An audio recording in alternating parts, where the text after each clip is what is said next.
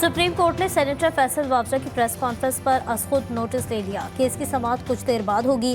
Chief justice काजी फैज़ ईसा की सरबराही में 3 रुकनी bench समाअत करेगा। जस्टिस इरफान सादत और जस्टिस नईम अख्तर बेंच में शामिल।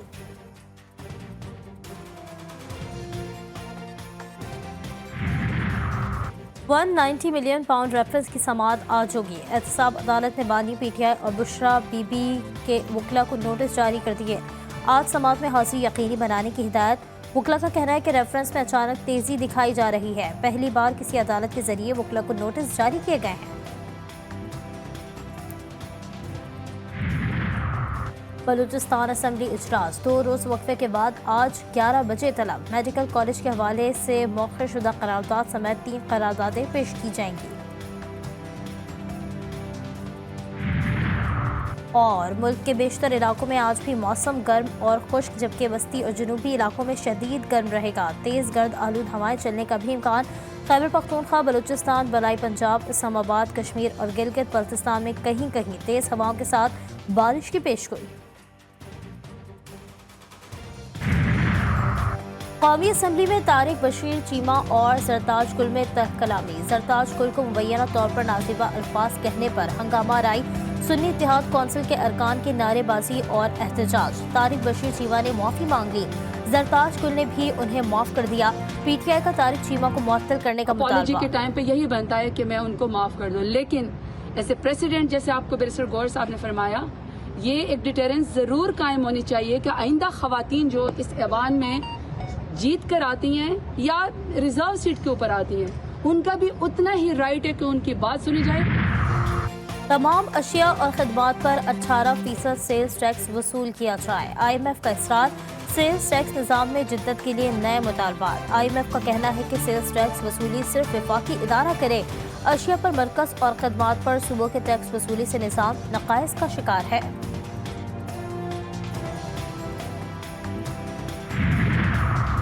पाचा और पाटा भी टैक्स नेट में आएंगे। मजीद टैक्स छूट नहीं मिलेगी। वज़ीर ख़जाना मोहम्मद औरंगज़ेब खान का 2 टोक मौक़िफ़। कहा, साबका पाचा और पाटा के टैक्स और ड्यूटी छूट का इस्तिस्ना 30 जून को ख़त्म हो रहा है। 6 साल से इस्तिस्ना चल रहा है, जिसे वापस लिया जा रहा है। कोई नई कानून साज़ी तजवीज़ नहीं कर रहे। वज़ीर आज़म शहबाज शरीफ का कहना है कि पाकिस्तान मुआशी इस्तेहकाम की जानिब गामज़न है। कोशिश कर रहे हैं अवाम को ज़्यादा से ज़्यादा रिलीफ पहुँचाएँ। बैरूनी सरमायाकारी के फ़रोग़ और सफारती महाज पर कामयाबियों का सहरा पूरी हुकूमती टीम को जाता है। पूरा एतमाद है कि मेहनत जारी रखी तो पाकिस्तान के मुआशी हालात जल्द ठीक हो जाएंगे। JUI के सरबराह मौलाना फजलुर रहमान ने PTI के साथ इत्तेहाद का इशारा दे दिया। कहते हैं, इलेक्शन में हुकूमतों का कोई रोल नहीं है। इलेक्शन कमीशन का किरदार था, लेकिन इसने अदा नहीं किया। किसी और ने ये काम किया।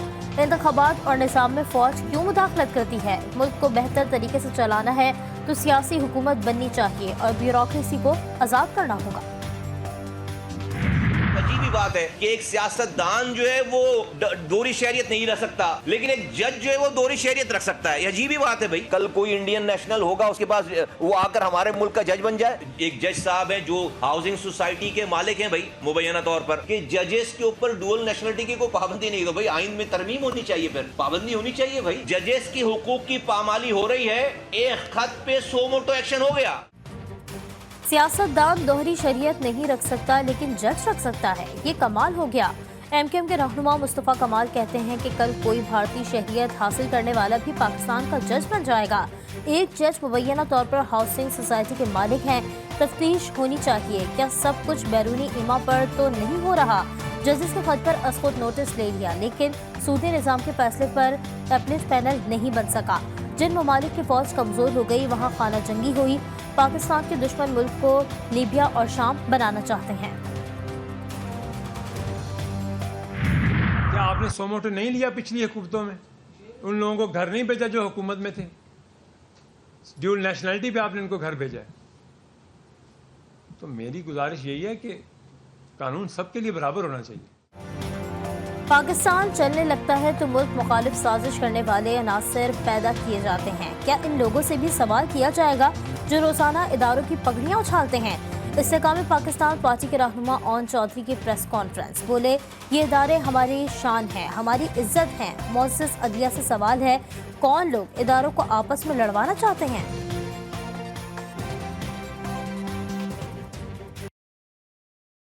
कल भतीजी ज़ाहिबा फरमा रही थी, उन्होंने आज भी फरमाया कि हम 400 अरब रुपए ये किसानों को देंगे। भाई, इन 400 अरब रुपए से आप अगर इनसे गंदुम खरीद लेते तो ये मसला हल हो जाता, ये भी खुशहाल हो जाते और अगली फसल की तैयारी करते। लाहौर में मस्जिद शोहदा में से वज़ीर आला हाउस तक किसान मार्च। जमात इस्लामी के सरबराह हाफिज नईम कहते हैं, हुकूमत किसानों को धोखा देती है, मुस्लिम लीग नून से पूरा हिसाब लेंगे। मोहतरमा मरियम फरमाती हैं, 400 अरब रुपए किसानों को देंगे, अब ये रकम कहाँ से आएगी? IMF के गुलाम अपनी तिजोरियां भर रहे हैं, हम चंदा इकट्ठा करके किसान की मदद करेंगे।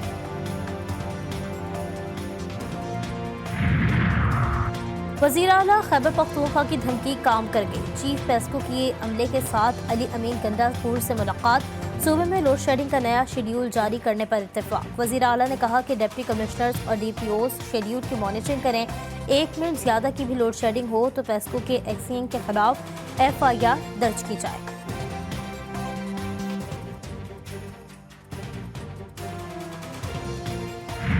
वो कोई ऐसी चीज़ जो कॉन्स्टिट्यूशन से बाहर है, मुझे उम्मीद है वो नहीं करेंगे। मेरा नहीं ख्याल कि कोई भी अपने कॉन्स्टिट्यूशन के रोल से हट के जाएगा। अगर जाएगा तो फिर सिचुएशन देखेंगे, फिर हमें भी डट के चीज़ें करनी आती हैं, लेकिन मेरा नहीं ख्याल कि कोई ऐसी चीज़ हो। वफाकी वज़ीर दाखिला ने वज़ीर आला खैबर पख्तूनख्वा के बयानात का नोटिस ले लिया। मोहसिन नकवी कहते हैं, अली अमीन गंडापुर समझदार आदमी है, कोई भी अक्लमंद आदमी किसी इमारत पर कब्जा करने का नहीं सोच सकता। अगर कोई ऐसा सोचेगा तो निमटा जाएगा। गवर्नर राज से मुतालिक सवाल पर कहा कि कोई भी आईनी किरदार से नहीं हटेगा, अगर जाएगा तो देखेंगे।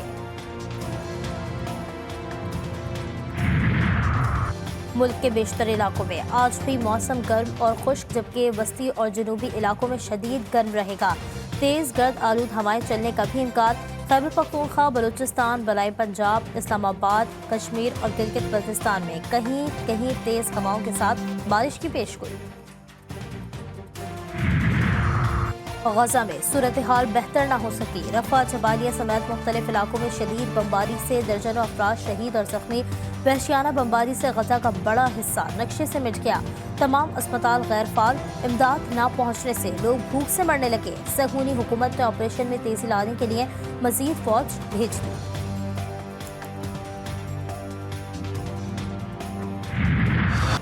रफा पर इसराइली हमलों के खिलाफ दरख्वास्त पर आलमी अदालत इंसाफ में समाअत। जनूबी अफ्रीका के वकील ने इसराइली हुकूमत और फौज को आड़े हाथों ले लिया। कहा, इसराइली हमलों ने इंसानी इमदाद की फरहमी के लिए संगीन खतरात पैदा कर दिए हैं। दलाइल मुकम्मल कर लिए। आज सहूनी वकील दलाइल देगा। बहरीन में अरब सरबराह कॉन्फ्रेंस में इसराइल फौज से गजा में जंग रोकने पर जोर।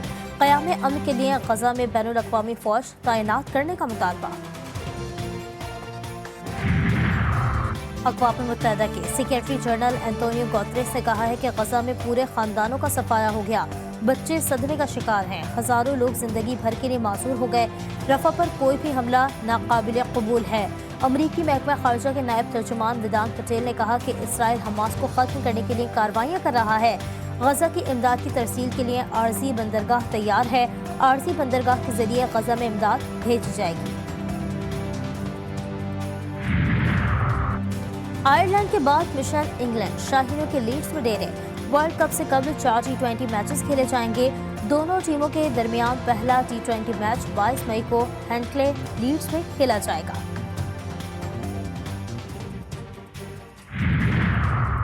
ICC T20 वर्ल्ड कप की तैयारियां आखिरी मराहिल में दाखिल। आगाज 2 जून से होगा। आलमी शोहरत याफ्ता एथलीट यूसेन बोल्ट का T20 वर्ल्ड कप में कबल ही न्यूयॉर्क में स्टेडियम का दौरा। मीडिया से गुफ्तगू में वेस्ट इंडीज की जीत की ख्वाहिश का इजहार किया। कहते हैं, हमारी टीम के अच्छे बल्लेबाज जमकर खेलें तो हम वर्ल्ड कप जीत सकते हैं। गवर्नर हाउस कराची में मारूफ शायरा निघत इफ्तिखार के एजाज में तकरीब। अहले ज़ौक़ की बड़ी तादाद में शिरकत।